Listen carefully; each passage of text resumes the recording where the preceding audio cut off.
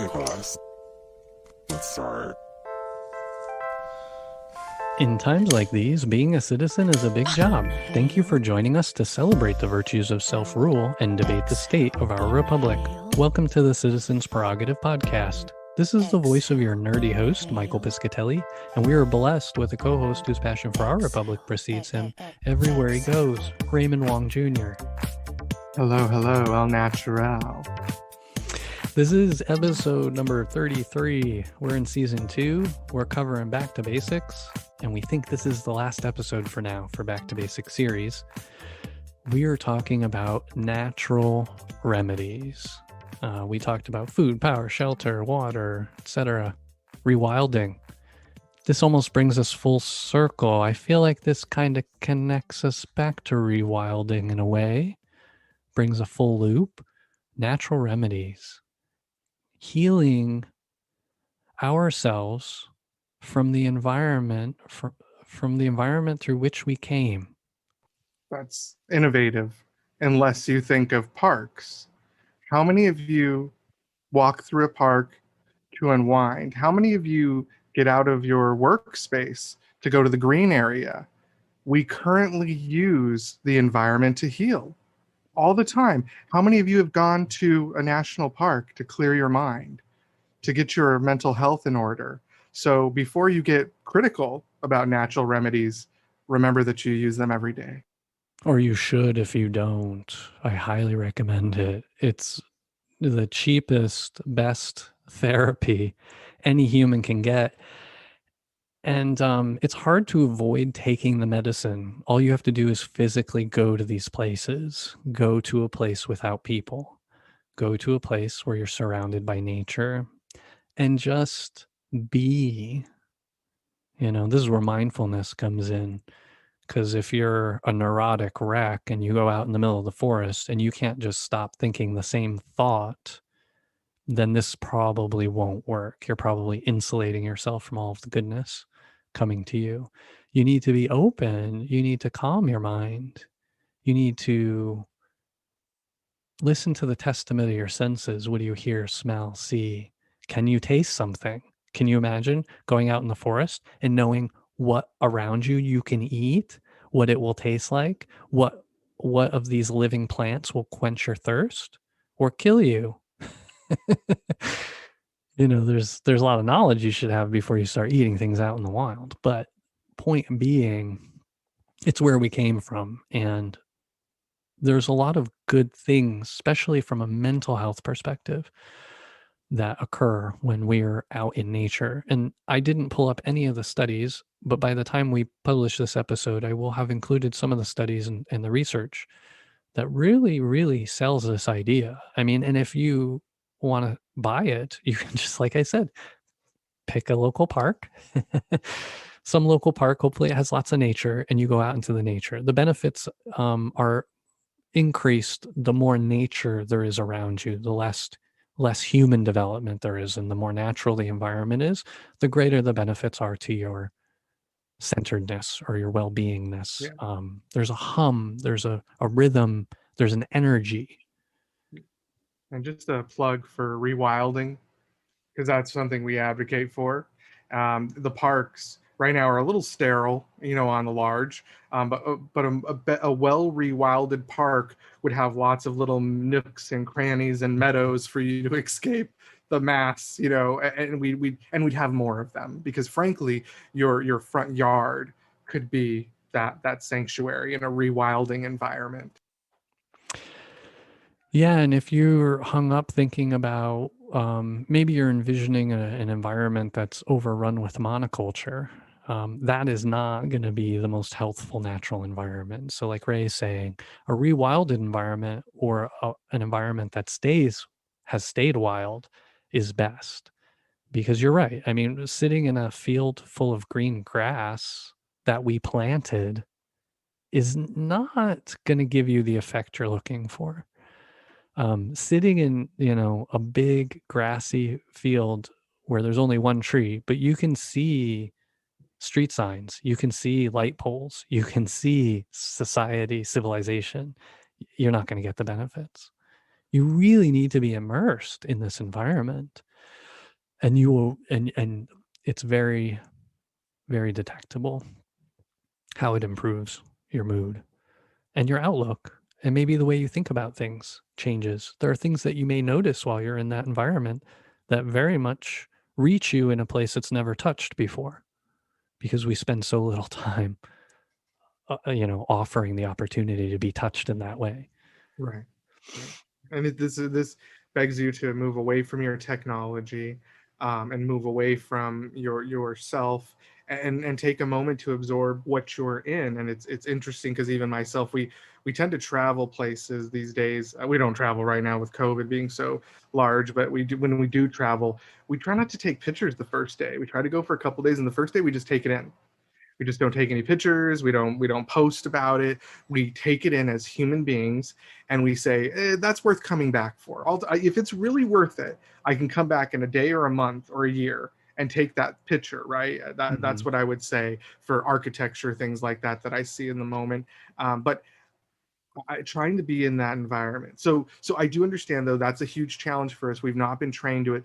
There are things to help you get to that mindfulness, right, Mike? You don't like. I think that's where we like.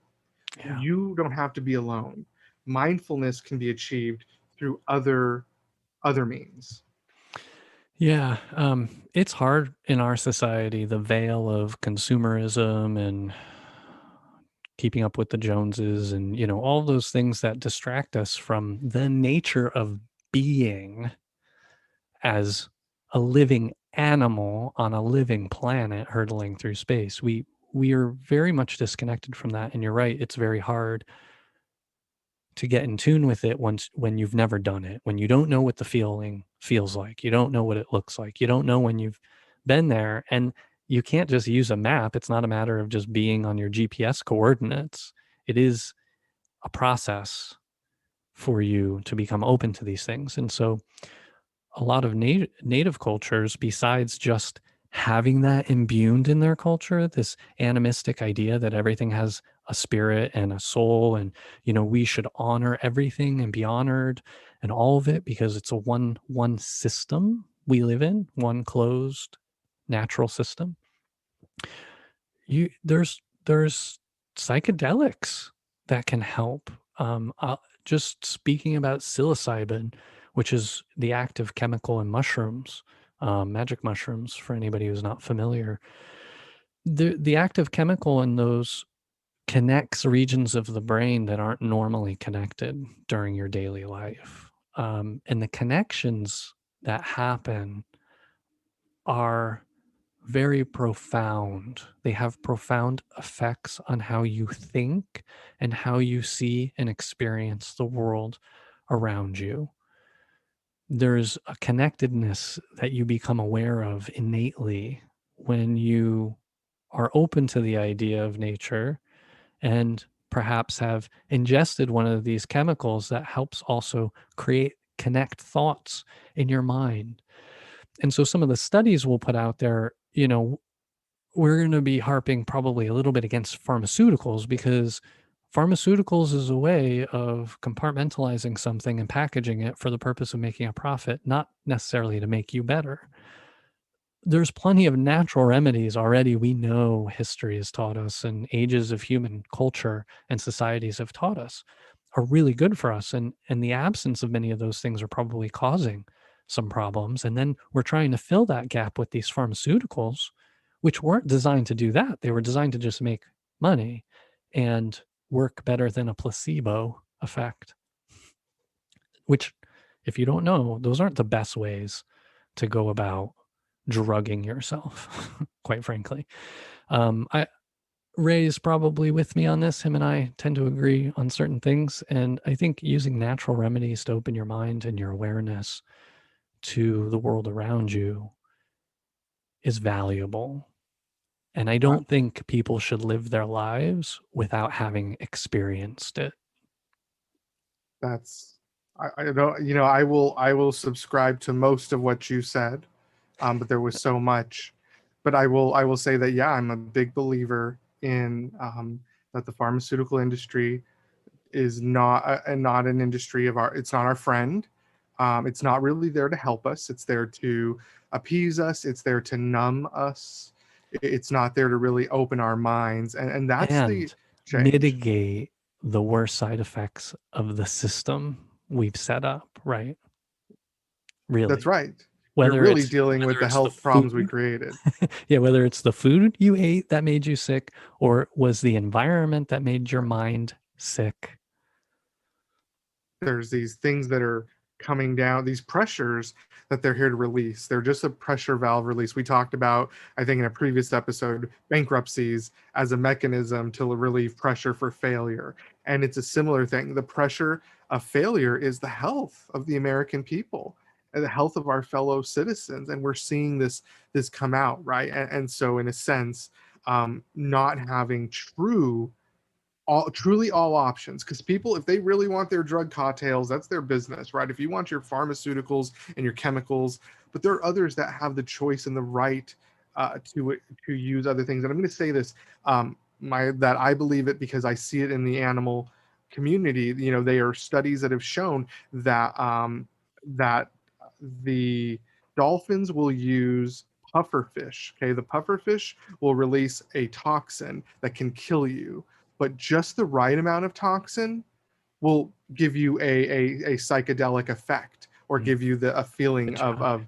and so basically dolphins, certain packs of dolphins will trade off these puffer fish, just the same one, and they'll just kind of hold it in their mouth and scare it so it releases just the right amount of toxins so they could all get basically high. And they look at, and they, you know, they would float around and look at their reflections, and they would do goofy movements they wouldn't normal, but they would have a good time using this puffer fish. And it's insane to me to see this in the animal kingdom. And there are studies, very clear studies, that primates and even us have been using these natural drugs for ages to deal with what we call mental health, I suppose, or what we call pain, you know, which everyone calls it pain, but Yeah. We're they've had seeking remedies, right? enlightenment. Seeking enlightenment. I haven't Seeking heard enlightenment. anybody in our society for ages concerned with seeking enlightenment. Knowledge, right? Enlightenment is just knowing Or attaining the higher level, a right? higher level of awareness. So that's the thing, is people are confused. They want to understand it better, but your mind has been programmed to be chaotic. Minds have been programmed to be busy and worried about paying the bills, and there's a certain things that need to release us, and that's, you know, the list is very specific, and that's why back to basics in particular is focusing on these key things, right? Which the last of it being, you know, if you have a house, if you have your food, you have good food, right? You've already got all of these good basis for natural remedies. Now we're saying kick the pharmaceutical industry out of your bed. Okay, unless you absolutely need them because you have a transplant, you have a major disease that they actually are able to cure through pharmaceuticals, right? Right. Not just symptoms management. Symptom management, taking 20 pills at the end of your life doesn't seem right to me. No. No. The quality of our lives at the end is everything. Like that's our whole mechanized workforce system was designed, right? It's like, oh, for retirement. We have a different episode where we harp on all that, but the quality of your retirement is totally predicated on the quality of your life leading up to that point in time, and the quality of the food you ate and the shelter you had, and you know, the how well you engaged your mind in learning or exploring new things. It's so critical. I mean, just talking about Alzheimer's, you know, it's like just keep learning something new. There's a lot of other factors we're going to find that are coming into play with Alzheimer's and things of that nature, but you know, keeping the brain active and getting it to build new neurons, like by going swimming, for instance. I recently saw an article of that swimming is huge for the brain and for the and for the body. And again, water comes into a factor because we evolved with the coast, along the coast. I'll talk about that another time. A human's relationship with the coast and water and all that stuff. It's there's some evolutionary theories that come into play, which is we're not going to go into today. But I love that swimming article, and I love that idea because I think there is a connection. I think no matter who you are, I think everyone stops to look at the water. I think we know its origination. It's like home. I think it's hard for people to not remark about water in a sense. We always talk about the weather, and I think that maybe we're not talking about weather. We're talking about water. Whether water's falling or not, right? Because the weather's, it's hot, but well, we're really interested in those climate and what's happening, because it's exciting when it's raining in a sense. And you either love it or hate the rain. You're very emotional about it, but regardless, you're going to have an emotional connection with water. Yeah, it's true. Yeah, the hydrology system is everything for weather, humidity or not, heat, cold, movement. But yeah, kicking Big Pharma out of the bed. We'll come back to that after a message from our sponsor, Citizen Do Good. All right, here's a message from our sponsor, Citizen Do Good. Even though you've heard it before, it's still true. The war is never over and every battle counts. I know you are tirelessly demonstrating good citizenry on the daily through actions and words, and you donate your time and money to causes that count. Thank you. The time is now to deeply re-examine our current implementation of governance for the dawning of a new day. We are a proud sponsor of the Citizens Prerogative podcast, a major partner in spreading the good word about civic love and the power of change for us all. At Citizen Do Good, we want to empower all citizens to participate in their republic in a reconstructive way. With that goal in mind, we need your help to stay on mission and grow this community. Please rate the podcast with 5 stars in iTunes, through the app on the web, or on your device. If you don't feel you can give us 5 stars, let us know why on our Facebook page from Citizen Do Good. Also, make sure you join our newsletter at citizendogood.com. You'll get updates every couple of months on all of our antics, not just the podcast. While you're there, check out the shop, which has specialty merch and provides a way to make a one-time contribution that helps us pay for production and for hosting. Feel free to share any suggestions you have directly through the Contact Us page. Thanks for your support. I think we know what the next major topic is in the room, and it's because it's hot across the nation. It is the marijuana talk, because I think that's the one that's the closest to most American citizens. I think most of our fellow Americans can relate to, know people, have an opinion on marijuana, what you would call the gateway. And I suppose it is going to be the gateway to our next evolution, right? People understanding natural remedies and understanding how they affect us and how we can leverage them for better. So let's talk about marijuana, baby. Mm-hmm. Oh, there's so much power in coming from a place of knowledge. Giving people the freedom of choice to make their own decisions and the knowledge to know how to choose.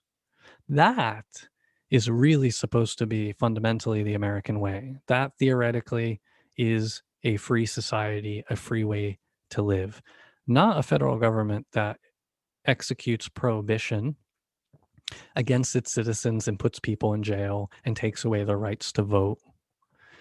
So the war on drugs has been a war on the people. And you can tell because it's put people in prison. It doesn't stop the drug trade. And it really doesn't do anything to help society, quite frankly. Prohibition has always, I think, over time proved to be the wrong path. Just say no is not your right. Mm-hmm. And you're absolutely right. I mean, if we have to go to a proof and a study, would be alcohol, prohibition of alcohol. Okay, and that, by the way, which created the IRS, which was the armed wing of the government to go collect and take care of alcohol. That was their original intention. The Internal Revenue Service dealt with the illegal trade of alcohol and, holding you accountable to that stuff and emptying those, you said those old videos and such of the barrels being broken and dumped. That was the IRS. Wait a minute. Okay. So just for a moment for me to roost on this idea. Yeah. I'm thinking about it in a different way now. Thank you. The IRS was not created in order to collect revenue so that the government could take care of the American people. The IRS was created in order to conduct operations against the American people. Correct.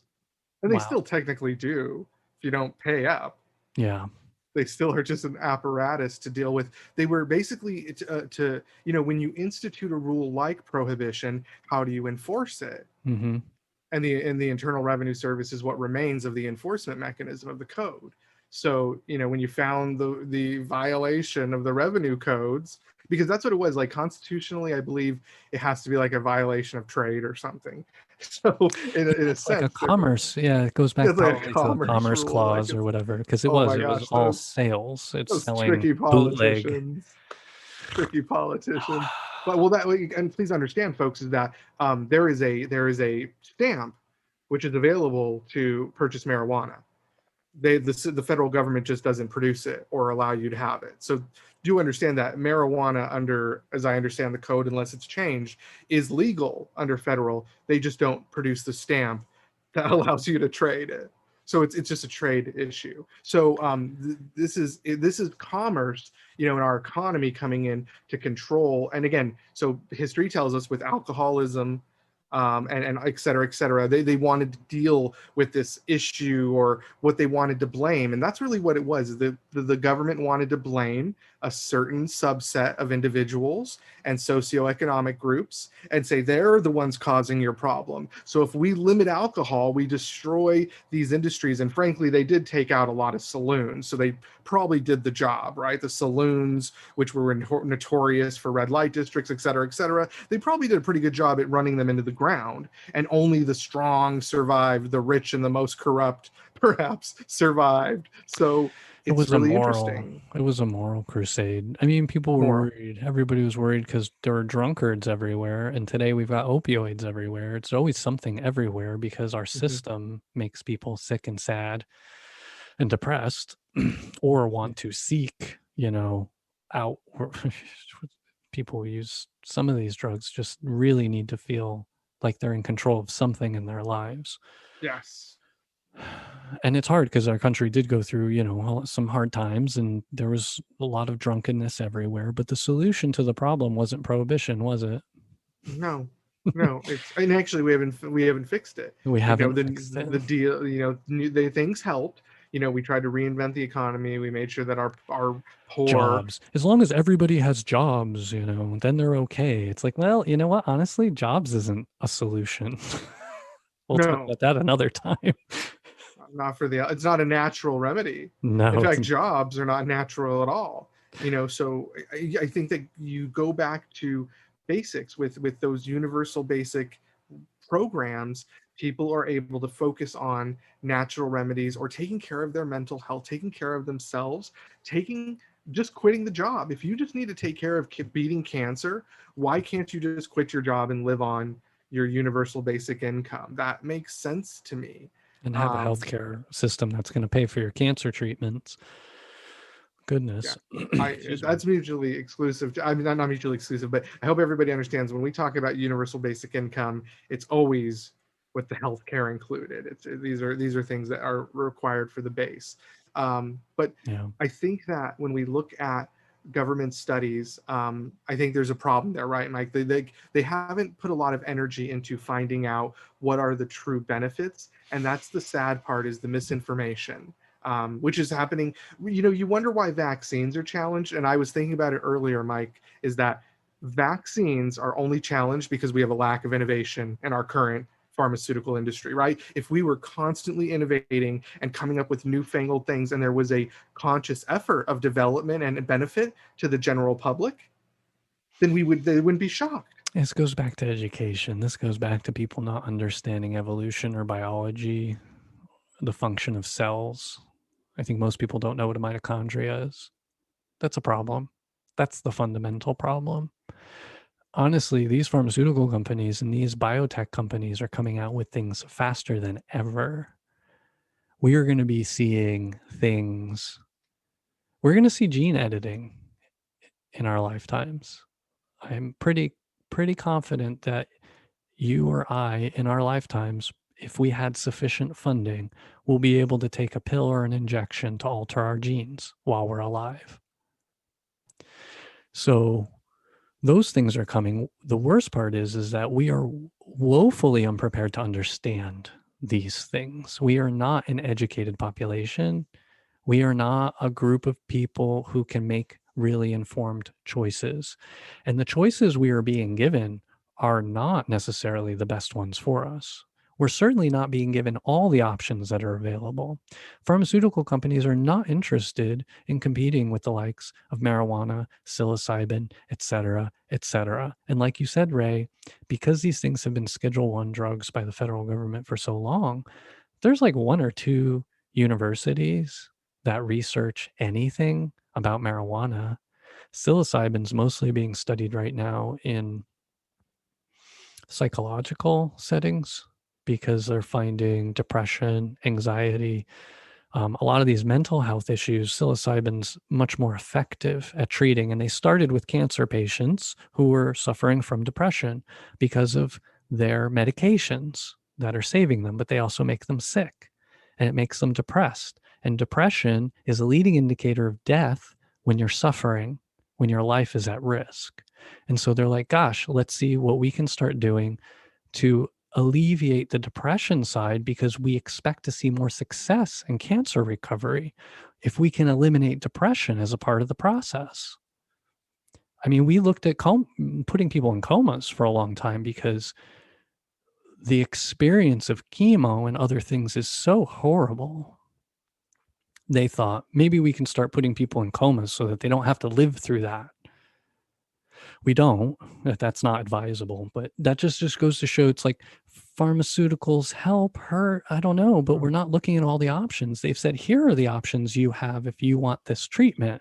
Mm-hmm.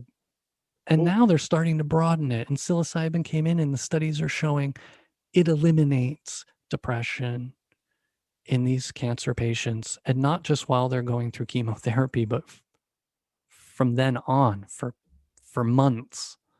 Many months, maybe even years, depending on how long they're on the treatments, the psilocybin, the mushrooms. And this is like one of several active chemicals. When you talk about marijuana, we're just starting to study the number of active chemicals in those plants. And these are obviously plants that have been around and have evolved on Earth for a very long time. Now, marijuana is different because we've been cultivating it just like any other, like wheat. I mean, we don't even know what the original lineages of the marijuana plants are, or where they came from.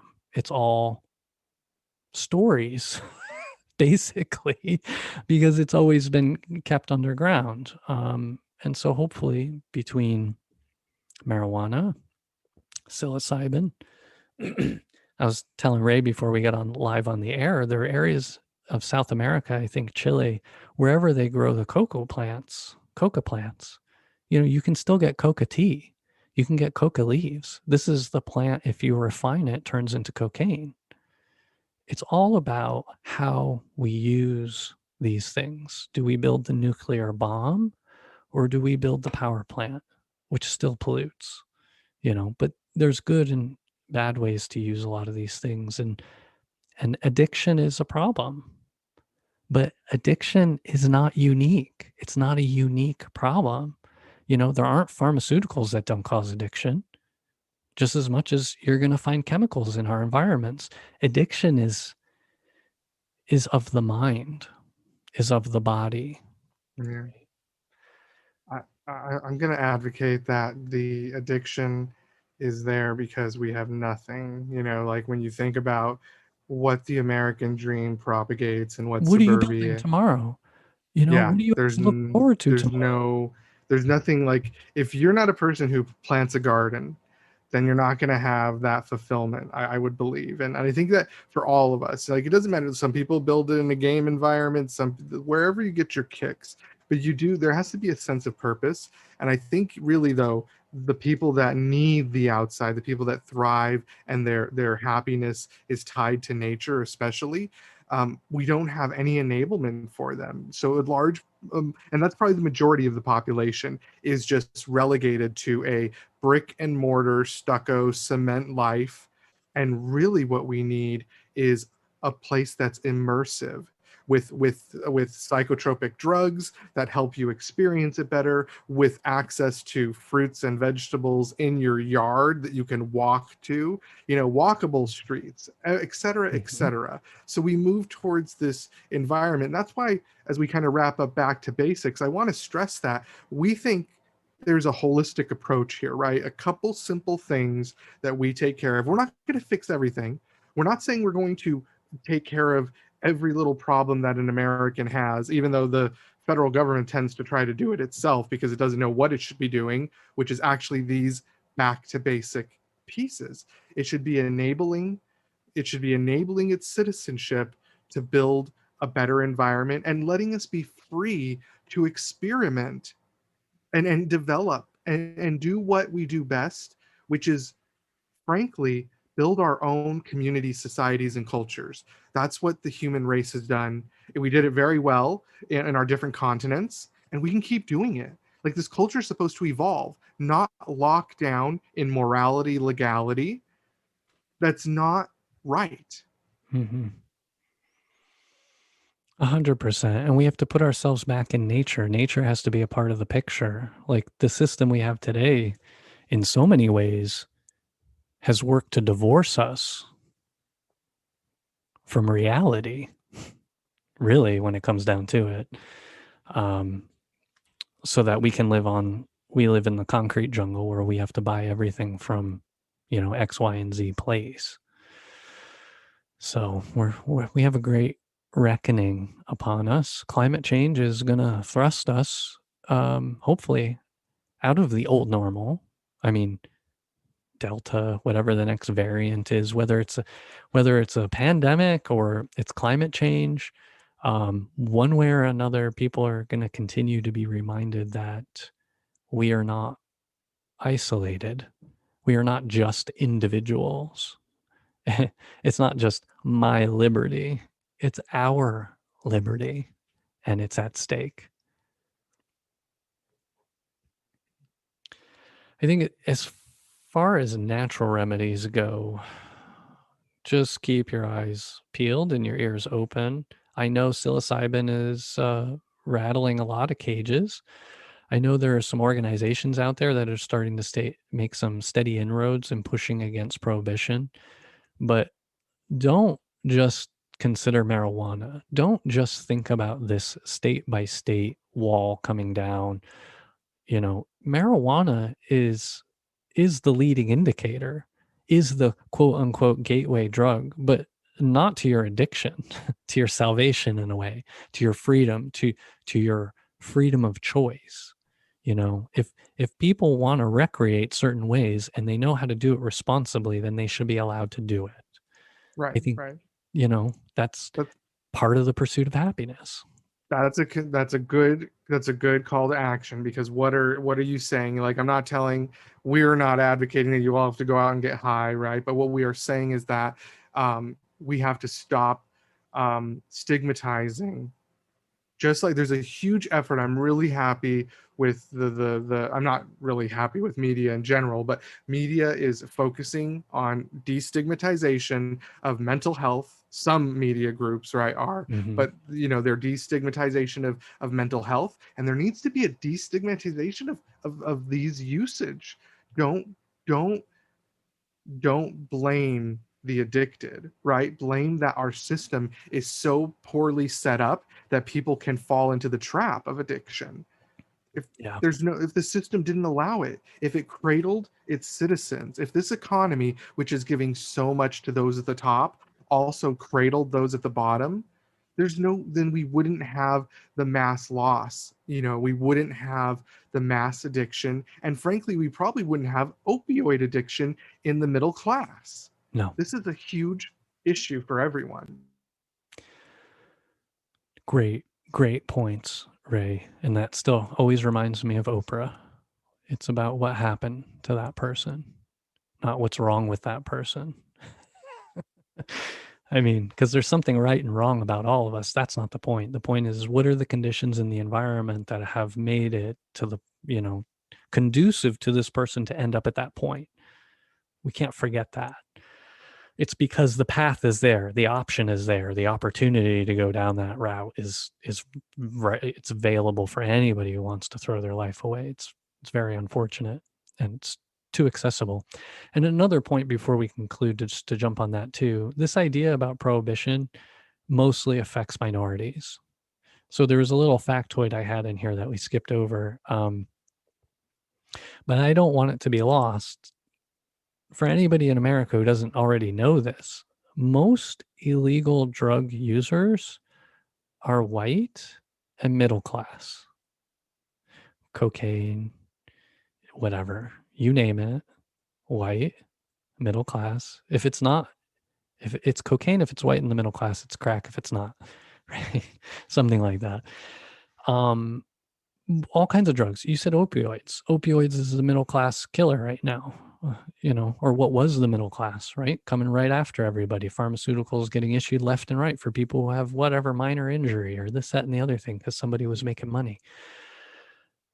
We just need to wake up because this is another one of those issues that has been used to pit us against each other, just like Republican and Democrat are a bunch of BS. I mean, there's ideologies behind it, but the fact that you hate somebody who wears a label is a problem, and that is not where we're supposed to be. The same is true, in these cases. We need to be not pitting ourselves against one another, especially because of drugs. I'm sorry, but that's one of the areas where we really need to look at the bigger picture because there is a reason for all of this. It's propaganda. It doesn't have anything to do with what's really going on. It's distraction. I mean, we don't do it with alcohol largely. Alcohol is highly acceptable.